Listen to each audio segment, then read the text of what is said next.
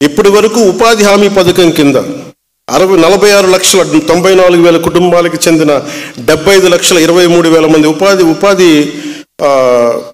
ఒక ఇక్కడ కూలీ అని రాశారు. నాకు ఈ పదం కొంచెం ఇబ్బందిగా ఉంది.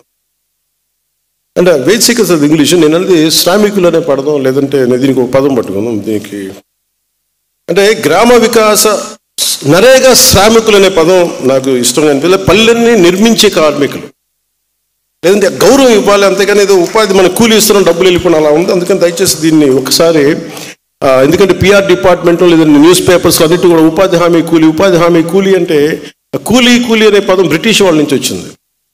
మనల్ని భారతీయుల్ని చైనీస్ని బయట తోటలు పనిచేయడానికి అది చాలా డెరిగేటరీ టర్మ్. అందుకని దయచేసి ఆ పదం మనం వాడద్దు. అందరినీ మార్చలేం, కానీ దయచేసి ఈ పదం ఆ పంచాయతీరాజ్ ప్రిన్సిపల్ సెక్రటరీ గారికి, ఉన్నతాధికారులకు కూడా నా విజ్ఞాపన.